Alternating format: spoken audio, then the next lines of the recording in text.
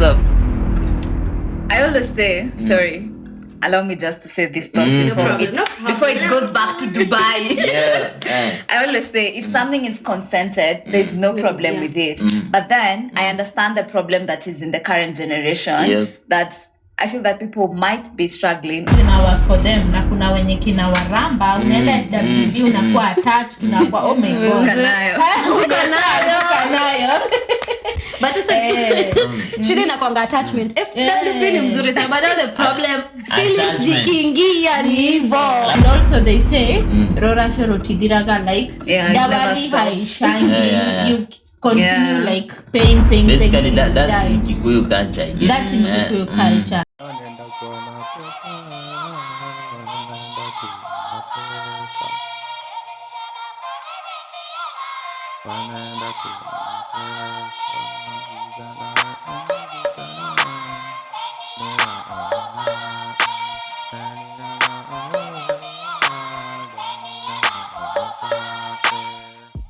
Episode number 7, we full house. Yay.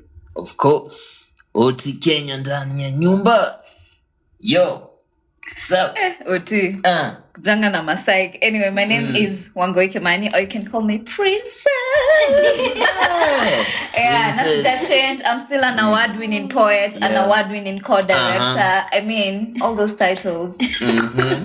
Hi. Liz again. Lizzo. Welcome back to episode 7 on the Noisy Corner podcast. As usual, tunakuja kuwabamba. Yeah. Hi guys, this is Karembo, Feli Karembo, a spoken word artist and an entrepreneur. And to call episode 7, have you subscribed to Noisy Corner podcast? Because Babu, if you're watching this and you've not subscribed, when you heira, when you heira, man, yo, you gotta hit the subscription button. Salimia, baby. Yeah, that's what's up. Hi guys. Hi guys, mawehuru hapa. Niko hapa hivi. Kama wewe. That's what's up. Yo, guys. Yes. Situationships. Friends with benefits, manze. This setup is becoming common as the days goes, manze. Kwani, yo, what's up? Situation. Are we afraid of relationships? Are we afraid of commitments? What's up?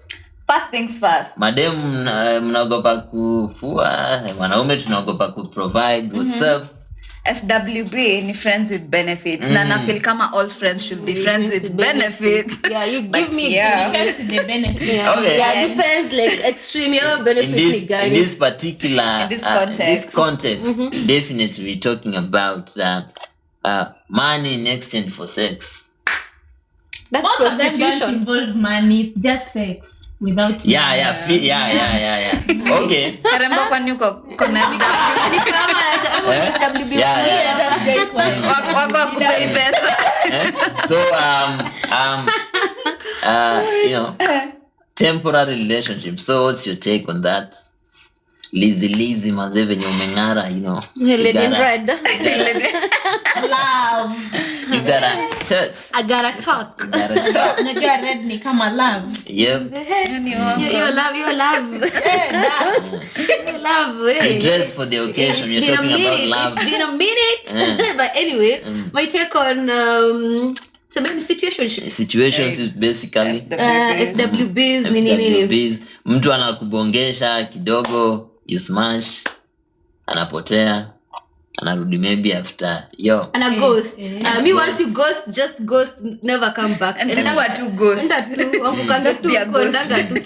Just in this particular contest, there are people who've had an agreement. Toka tunapatana, a good time.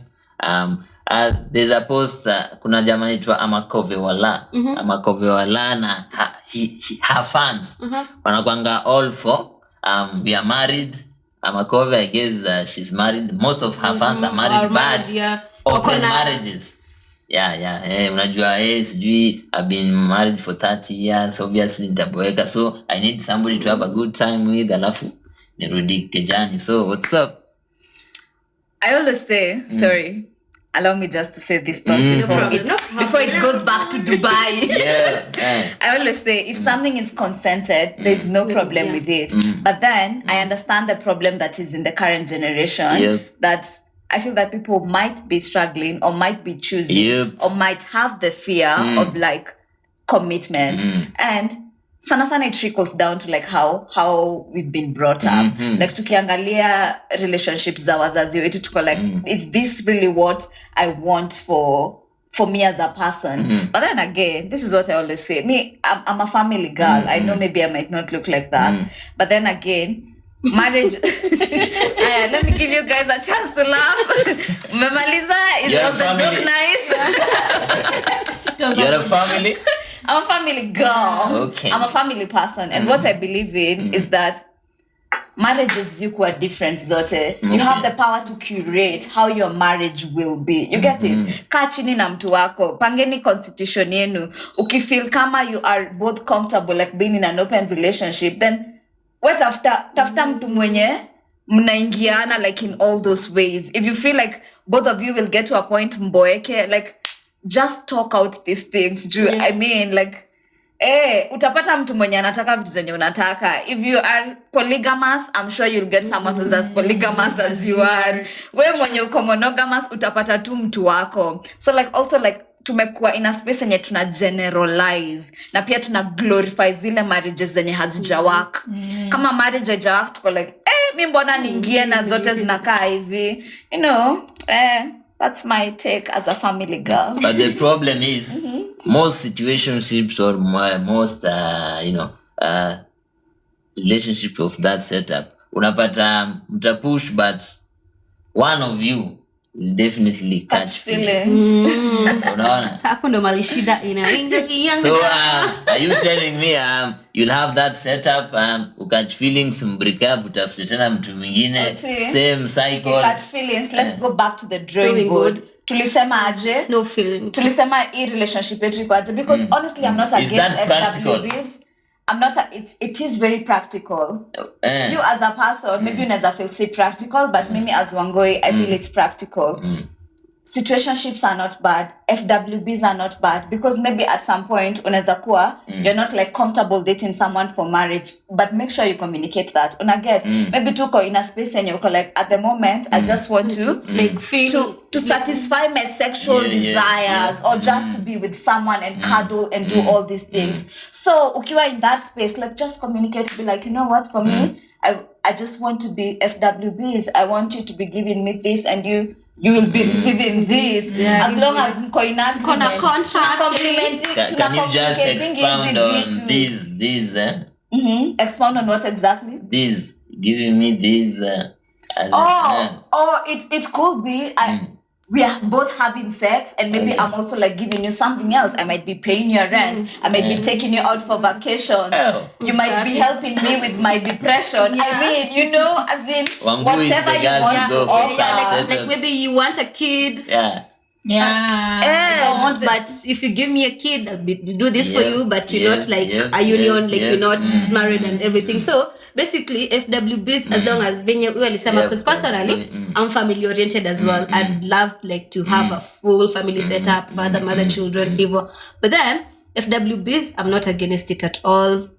Uko na kale ka sneaky link kako, but as long as uko na agreement na your partner, ni hivyo. And then at the end of it all, pia what works for me might not work for you, right? So pia tafuta mtu mwenye atakuwa comfortable na hiyo arrangement yenyu, because clearly if you get someone mwenye akona different like ndasema different mwenye akona like different values ama different perception, itakuwa challenge. So you get someone mwenye mmealign, mwenye anajua ukifanya hivi itakuwa sawa, hivi itakuwa sawa, and then Karimbo, ambuka na hiyo topic. Utachapwa, sema tu. Karimbo naona tumekuingililia. Kwa nini umeniingilia? FWB wako akupei pesa. To be fair. Hata sijui kwa FWB. Okay. Na so we are not your friends with benefits. Tunaelewa hata kujifanyia mbieji tunasema. Okay, right now kuna watu wenye wako disappointed na love and stuff and they're like me I'm not doing relationships. Me I just want to do FWB. I have a good time and I go home. We are not against that. Kuna wenye bedezi na work for them na kuna wenye kina waramba unaenda FWB unakuwa attached unakuwa oh my god ukanayo but it's shida inakuanga attachment. FWB ni mzuri sana but the problem feelings zikiingia ni hivyo. Alafu feelings hainanga reverse. And wanzekisha fika so hapo ndo unapatanga mseli ghost. Exactly. Hivyo. Man. I mean, FWB. People become lazy, by the way. Lazy. Nobody wants to work for a good relationship. Okay. But everybody wants a good relationship. What do you mean? No, people are too lazy. Nobody wants to work for the bond. People are so superficial. That's why the term benefits. People are selfish. People are going into relationships to gain, not to give. But that's not a bad thing. That's not a bad thing. Let me tell you something. Personally, I've grown up in a present home, both parents present. So I think in a way, pia hao ni friends with benefits because you'll find that my mom is going to do this. My dad is going to do this. Wakona ile collective effort, collective agreement. Ni vile sasa yao maybe hiyo term ya open relationship haiko but what kitu tunaongelea what Mahuru maybe is talking about. These setups, let me tell you, is more of what am I gaining in this relationship. Juu unapatanga. Okay. Kuna kwa na wife na side chick. Yeah. Unapatanga kazi ya wife ni kuosha mwanaume. Na ni wapi kuna wife na side chick? Wapi? Mimi the last time mostly unapata kazi ya wife ni kuosha mwanaume and then kamtu kanakuja kana pounds inhale the baggage ya mwanaume. Kazi ya side chick inakuwa moja. Akuja na yeye ndo enjoy the benefits. Definitely. So this kind of setups unapata people are only coming there to gain the chemistry ile lavidavi blah blah blah but sasa tuseme maybe mtu ameshikwa na a bigger problem. Unapata hapo ndio mtu anakughost. I didn't come for this. But no, speaking about hizo stories of side chicks na nini I think pia one of the reasons why hizi FWBs na nini zimekuwa nini because pia watu wana sex standards zingine jo uko like manze unaona msako like standards zingine watu wana set huku nje ni high manze so unapata msako like heri tu tukue hivi this is what I can offer you but I can reach you at only this point but sasa story na commitment hiyo itanieka pressure nyingine yenye me personally as a woman sitakuwa able ku I've encountered such by them. Really? Them maybe a chemistry tuko na chemistry but she's an expensive lady to maintain. Yeah, exactly. Alafu mimi nikijiangalia manze hadi una struggle uko kwa bed sitter dem anaishi to be anaishi solo na labda ana kazi ujivile analipa rent you dem online work elewa vitu kama hizo so unapata hata msiano na manze kujicommit na dem kama huyu ni hard so mimi naweza fika hapa so kama utafika hapo na to maintain hivyo ni sawa but kama utaweza tafuta mwenye atafika mali unataka ama that's what's up.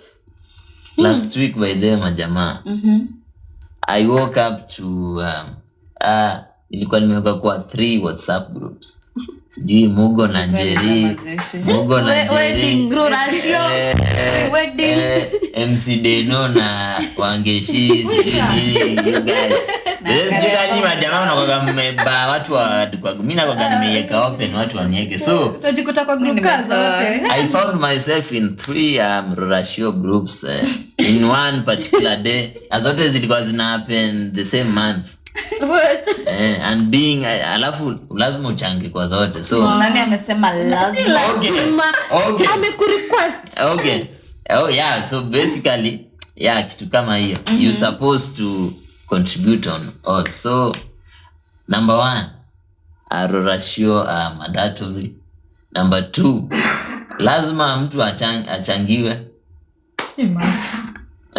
Okay, let me start. There's something tukiangalia in the Kenyan law tukona the civil marriage which is ya kina AG na kina nani. Aya tukona customary which is the traditional one, and then we have now the church marriage. Unaelewa? Zote ni legal. Unaelewa? But now tukiingia kwa customary marriage, that is where now we find the ratios and everything and each culture they do it differently. You understand? So most of it wanaifanya because of the culture. Unaelewa? It's like niseme aje, like when I do it like according to their culture. Unaelewa? Like wana believe like mwacha mila ni mtumwa. So they believe you don't have like to do a church wedding, but at least umefika kwa wazazi, wazee wamewabariki nini which is okay. Unaelewa? I feel the conversation of dowry, and when people talk about dowry na feeling sana it's like more of value and like the money that is being put in and all that. The fact that for me, I know I have a possibility of getting married like outside my culture.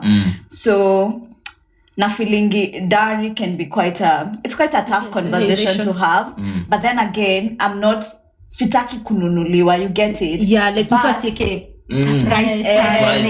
I don't want it to have a price tag. But then again, as a Gikuyu, honestly, I still want to do the traditional since also like mimi sitaki ku. I guess that's defending while attacking. I'm saying like I don't want my parents to sit down and ask for 1,000 horses. Sijui 50 million. That I don't want it to be like that. Inakwangaje? Ikwangi like they are asking. Inakwanga like it's customary like iko hivi. But what she's trying to say is, but some of them wana asking. If it is a constant one, ingekuwa sijui mbuzi moja na sheep moja, sijui za kalagani, ingekuwa like very minimal things. But parents put value kwa mtoto wao. Ati huyu ameenda university, sijui amefanya nini. They like put that value, get it? Which for me, honestly, it doesn't sit well with me. And also the fact that nimesema there might be a possibility of like mixing two culture. Kuna hii culture ingine yenye inakuja, maybe they don't believe in these things. Una get? So like just making it a bit loose, sikwe ati tight. Una get? Like appreciate. Like dowry silipwe, but at least you find like a balance. In between. On the same note, can you help your man to pay your dowry? Why? I don't think I can. Like si ati mbele ya watu though. Umempeleka home lakini unajua kuna shares hapo umemsaidia umempeleka home miambiwa for you to marry our daughter kuna mbuzi 99, ng'ombe 60, kondoo 6. Mwambie babe mimi nitakubaia ng'ombe hizo zingine. Unaona, alafu umeenda home, you know your spouse well, unajua tu mimi by the babe wangu afiki bei. He has maybe ametumeitishwa so but kuna zote kama hazifika bei. That's an example. Like Kikuyu culture mbuzi ni 99. Unasema example. Like si example iko hivyo. Lakini zinakuanga 99 kama sijakosea. Mtu ambie hapo kwa comment section. Kwani jisikia hizo nyimbo za so would you so will you help your guy? Umejua by the way ameitishwa ido na hana. But then again in my culture you don't peleka like the dowry or like na installments. And also they say rora shorotidiraga like dowry haishani. You continue like paying basically that's in Kikuyu culture again. That's in Kikuyu culture. But I know of other cultures when you waulipa inaisha hivyo. One of so umerudi home member baby kwa hivi imekam so mimi niko na 70. Can you add 30? First things first, I know I'll get a rich husband. Amen to that. So they won't need my little coins. They won't need my little coins. There's power in but then again, I feel like if I feel like there's always space for negotiations and like to have conversations. But honestly, I would want my man to really take on the load, if I'm being honest. Like, I wouldn't mind helping, but then it will put me in a better space, like seeing them put the effort. Yeah, it will just like make me feel, yeah, like, so let me tell you, that's an example of providing, because if you can't provide your dowry, utakuwa na shida huko mbele. Na vile umesema Karembo hajaambiwa atoe zote atabu, si ndio? So maybe anaweza sema, babe, this time nita afford this, next time tutatoa this. But I'm not Karembo said, obviously I've seen it in the magazines, movies, blah blah blah. Nowadays ladies are empowered, driving cars, blah blah blah. Wanaume kidogo siku hizi wamekuwa mabenten. Pastor Dorcas with their ringiji. Yeye ndio na advocate pushing for boy child empowerment. So mostly madam nowadays wakona job, wakona nini, and mostly unapata unapata career woman amekuwa too busy, searching for them money, so chasing the bag. So unapata by mistake akapata maybe somebody who's giving him attention au mtu ana do. So the question is, would you pay dowry for this guy? You love him, blah blah blah. That's like I'm marrying myself. Like I'm marrying myself. Kama na story ya Millie Chebi na Terence Creative. Walichangi doya rorasho. Terence alikunywa, alibet yote na ikachomeka ndani ya asubuhi ya rorasho. Alikuwa na bet ndo iongezeke. I don't know, alikuwa addicted to betting. So alibet yote na huko Milichebi wako huko wameshonesha wanapika ni nini we. Rorashile ya kwanza ya mwisho yenye waliendanga na kina Abel Mutua. When Terence was dealing with addiction and I don't know kuliendaje. I think the way I was waiting for Moti. Sasa I think after amefika kwa event alimuhehera akamwambia by the way hatuna hiyo what do we do.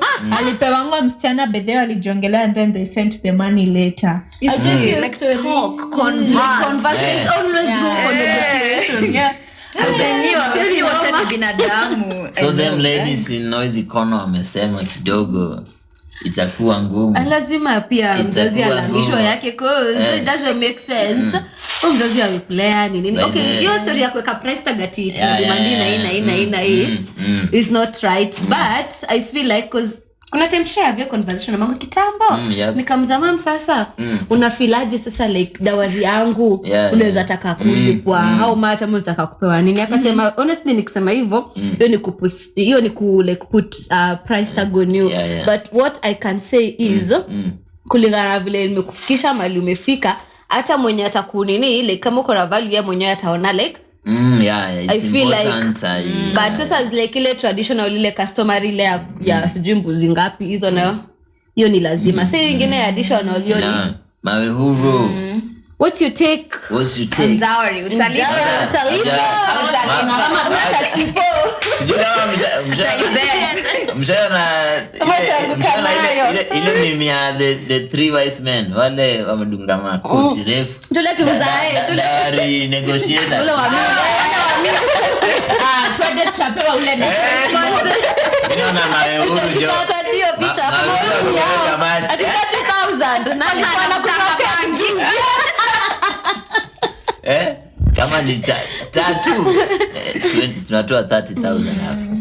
Mawe huru sana wako na tatu mahali ama unakopa na pia unakopa polisi ama unalipa. Unajua kwa historia ya dawa naweza sema we like kuna ile story nilikuwa nasema selective amnesia. Now selective amnesia is when people choose ama decide to choose what they will forget. Unaona? So question, there's a reason why weddings zinakuanga the lady should wear white. What does it signify? They say purity. White signifies purity, peace. So there's a reason why women wear white weddings. Unaget? Alafu ukiangalia like the Somali culture, ulikuwa ukioa dem. Acheki. Shower them the first night you must sleep with a woman. And just sleeping with the woman on a white sheet. Naget. Yeah, confirm receipt pale. Thank you. I get. So the reason why they were doing that, they wanted to see whether or not the woman is pure, whether the woman is morally chaste. Kizungu kubwa. Morally chaste. Kizungu kubwa. If the lady is chaste. In common parlance, they wanted to see whether the woman was a virgin. So hii purity yote ilikuwa ina imply the value of the woman. Okay. So she's poor, if she's pure, she gets more dowry. No, I was talking about the value of the woman. We were talking about dowry. For example, if you believe in the Bible, kulikuwa na the story of Jacob. Jacob waited for 14 years to get Rachel. Now the father to Rachel viewed the 14 years as enough dowry. Ilikuwa like, you will work for me for 14 years for me to give you this daughter. Akasema sawa. So dowry ilikuwa ina signify the value of the woman. Unaona? And in African culture, the purity of the woman ilikuwa of so much value. And how do you view dowry in your own perspective, like according to you, na watu kukua pure, your own opinion? Like what's your opinion? What's your take on dowry? This is a professor, lazima. Okay, so Mavehuru. So are you trying to say that if she's not pure, you're not going to pay for it? I mean, nilikuwa na talk about selective amnesia. Tunaongelea about dowry. Let Mavehuru finish his point. Let professor, okay. Let me tell you, there's one thing you people mtakangi. Get. Ama naweza call it a certain form of sound very bad. But point yangu ilikuwa, you can take it. No, don't take it. Unaget. Point yangu ilikuwa, unajua dowry si invention yetu, si tuliipata. Unaget. Now there was a certain culture that surrounded dowry. Unaget. And we cannot negate the influence of culture. That's why unasikia yeye anasema kwa Kikuyu culture. Sema hivyo. So you cannot dowry na culture huwezi toa. You cannot have a personal perspective. Unanipata? Muliuliza huyu girl them one question. Can you pay dowry for your man? How did she start by answering? I know I'll get a rich man. Yes, because I know that. Because that's what I attract. I attract rich. Let me take you back to that. Excuse the point. So when she was saying she knows she'll get a rich man. Yes. Akuwa me answer question. The question was, can you pay dowry for your man? So I'll evade the question. No, but she answered. No. Alirudi akajibu. No, alijibu by implication. Akuenda straight to the point. You know, you should understand the meaning of. I think I'd say and how I answered my question is it was so direct. It was so direct. Yes, direct. And generally, how you answer your question? Kuna tulikuwa nasema how you answer your question? I'm saying I answered my question. And for those who in my own way. Because that's how I was supposed to answer it in my own way. So you expect a girl kuja kulipia mahari? Point yangu ni nilipiga history ya mahari mkaniambia nitoe culture from mahari. Mahari inakuwa na one thing. Kaujaijua. There are people I know personally, women, when you wanalipa mahari for their men. Nani sawa. So nikauliza, there's a woman I asked, nianze, why did you do this? Do you know what she told me? Aliniambia mimi nisipolipa mahari mtoto wangu atalipiwa. Unacheki. And she told me mimi najaribu kufungulia mtoto wangu msichana hii mahari. Nisipolipiwa, unacheki, mtoto wangu atapewa. And if you go to wale wazee, your grandmothers and fathers and stuff, they'll tell you one thing. Kama mimi na wadem na mama yake akulipiwa mahali. Hiyo ni culture, hiyo tunajua. And they pay because the man failed to pay. That's why they pay for it. So point yangu ilikuwa and I love the way tunakam sasa to the point. Point yangu ilikuwa, and I told you guys one thing. You cannot ask me for a personal opinion about dowry. That will be like we are trying to divorce culture from dowry. Unacheki, as in hizo ni vitu za culture bro. Unacheki, sijui kama tunaelewana.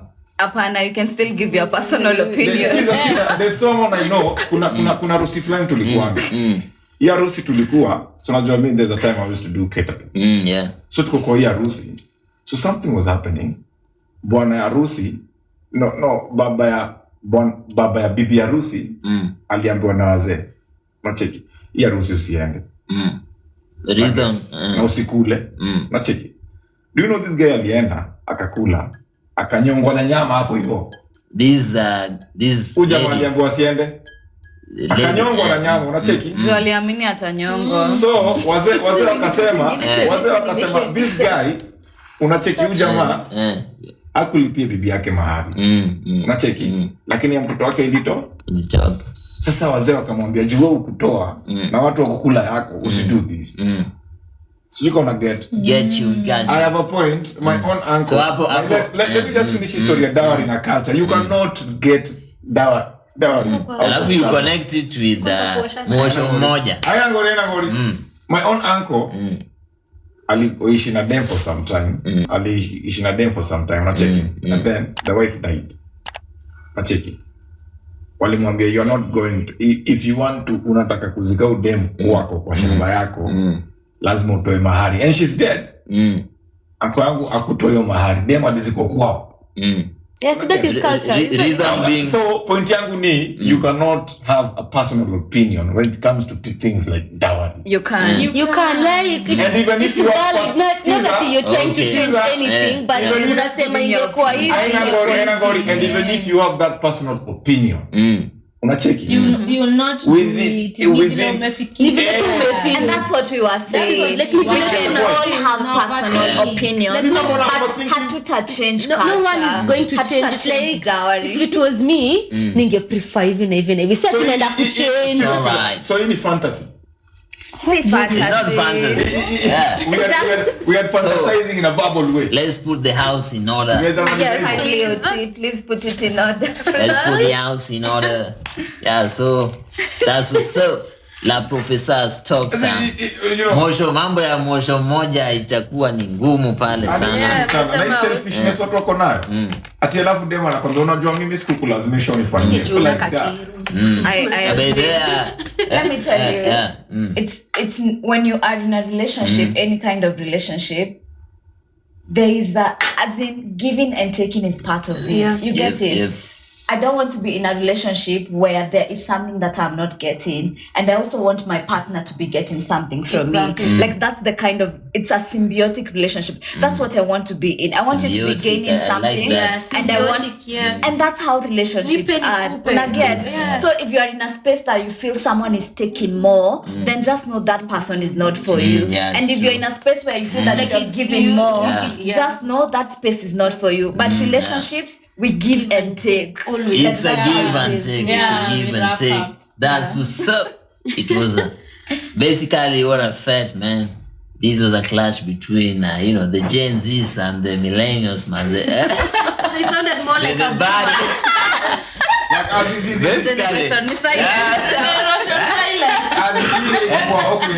Basically, Gen Z's now. Let's wrap up, by the way. Yeah, it was a hot segment. Mahuru talked about mambo ya harusi nini and Hilary Okello.